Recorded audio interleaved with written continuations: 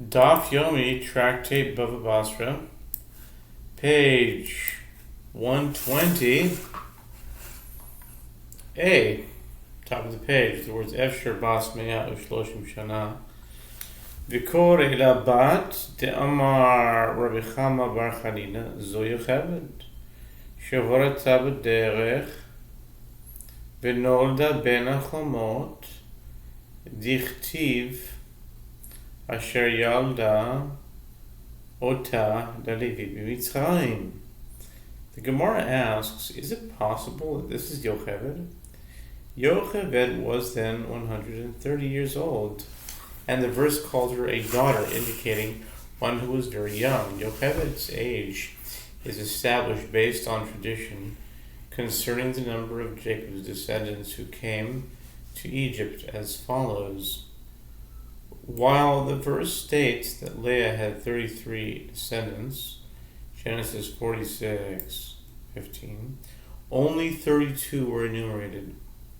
This was explained, as Rabbi Chama Bar Chanina says, this daughter of Levi is Yocheved, whose conception occurred on the journey as the family of Jacob descended to Egypt.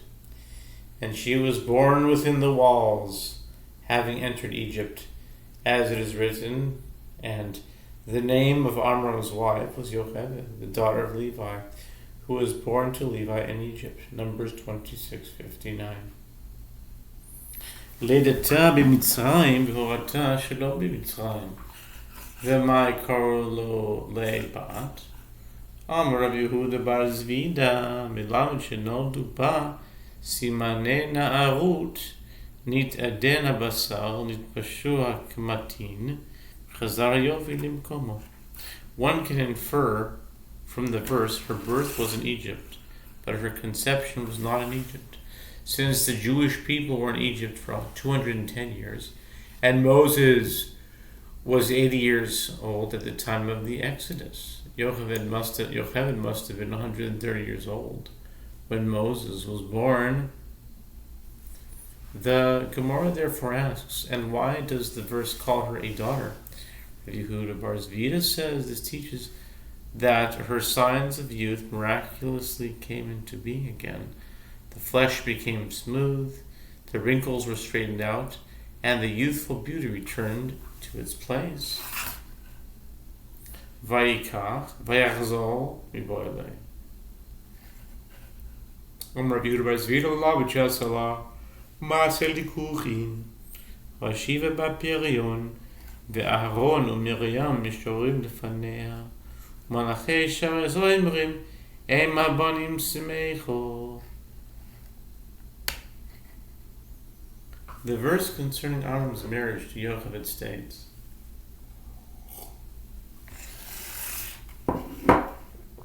and a man of the house of Levi went and took as a wife a daughter of Levi, in Exodus 2:1. The Gemara asks, since Yocheved had already been married to Amram for some years, as Miriam and Aaron were already born, the verse should have said, and he took back as a wife. Rabbi Yehuda Bar Zvida says,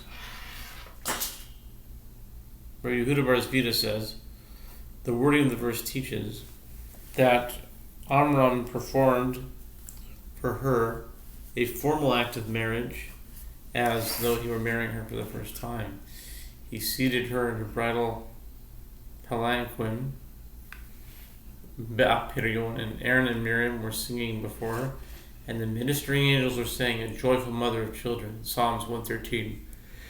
Verse 9, Behalan, Minaan, Hakatu, Derech Gedultan, Vikach Derech Chochmatan, Misayeh l'Rabbi Ami, Damar Rabbi Ami, B'Shivam, הלך אחר חוכמה, במסיבה, הלך אחר זקנה.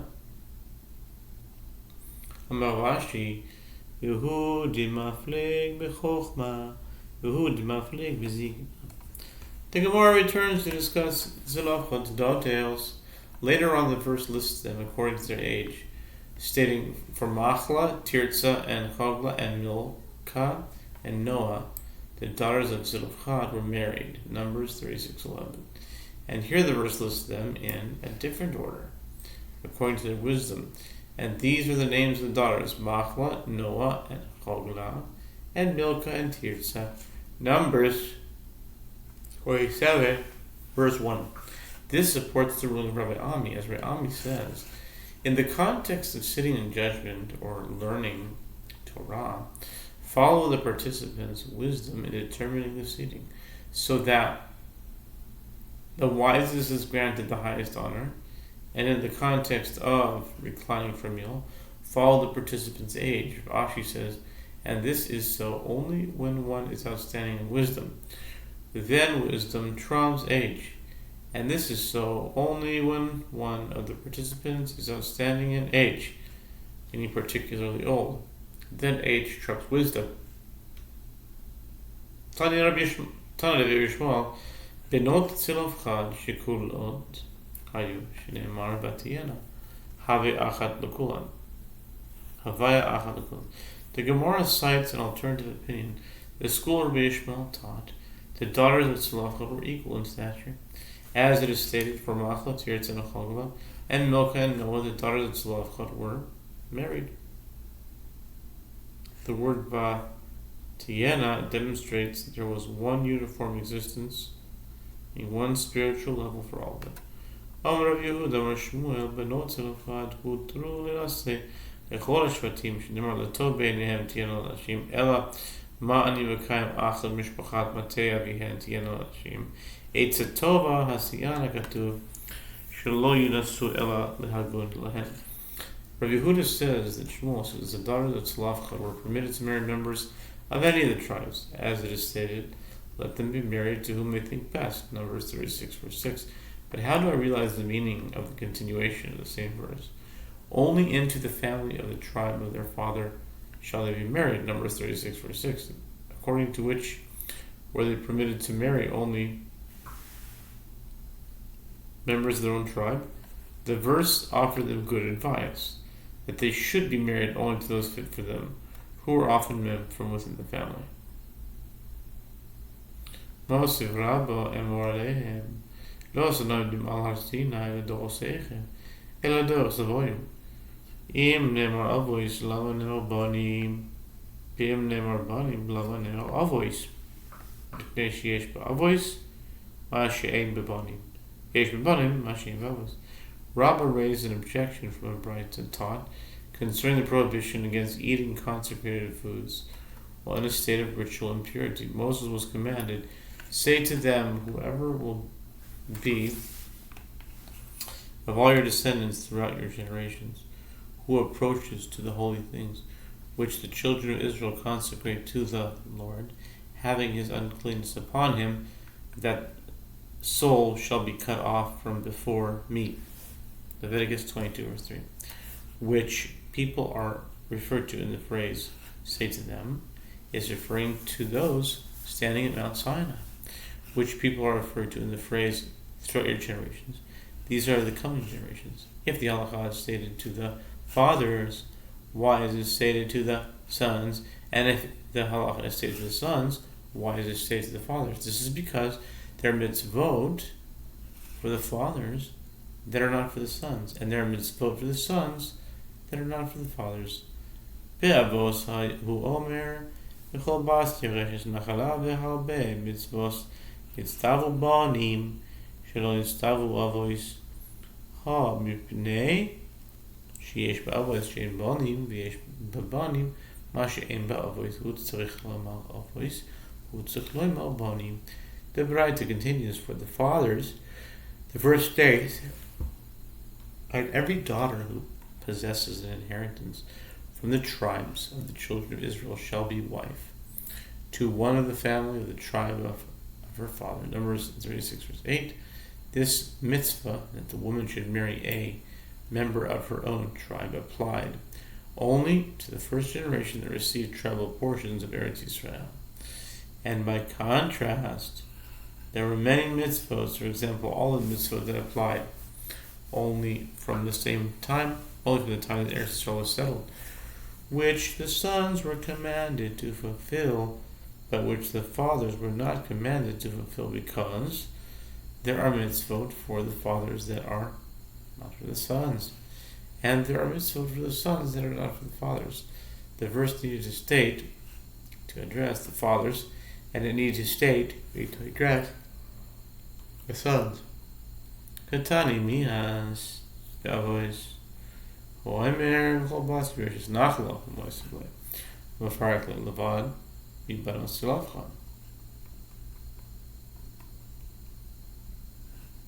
Bava states his objection. In any event, the bride teaches, for the fathers, the verse states, that every daughter who possesses an inheritance from the tribes of the children of Israel shall be wife to one of the family of the tribe of her father. This indicates that this was a mitzvah for that entire generation, including Zelophehad's daughters.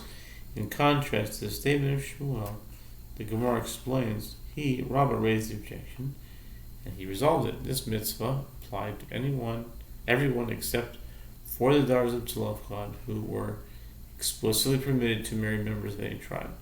Amar Mar ba'avaisu omer b'chol ba'as yerushes nachla ba'avaisin b'vanim lo my mashma Amar Rava Amar Kra zeh davar zeh lo yehei nohek ela bedor zeh.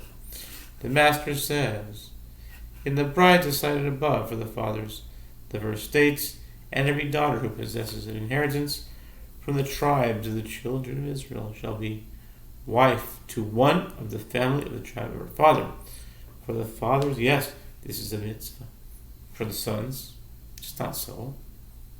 The Gemara asks, from where may it be inferred? Rabbah said, the verse states there, this is the matter that the Lord has commanded, Numbers 36 verse 6, meaning this matter will not be practiced except in this generation. Amar le Rabazuti, Levashi and Niata Zel the Vadishkut Echutz, Achanam lo Yehe, Noek Elevedolze, Shani Hasam Nixim Dorisam. Rabazuti says Rashi, if that is so, then considering the phrase, this is the matter written with regard to an offering slaughtered outside the temple, see Leviticus 17, 2 and 3, so too is it the halacha that it will not be practiced except in this generation? Certainly that is not so, as that prohibition applies in all generations. What is the difference between the two passages? Rav Ashi answered, it is different there with regard to offerings slaughtered outside the tabernacle or temple, as is written throughout their generations. Leviticus 17 verse 7, indicating the prohibition is in effect in all generations.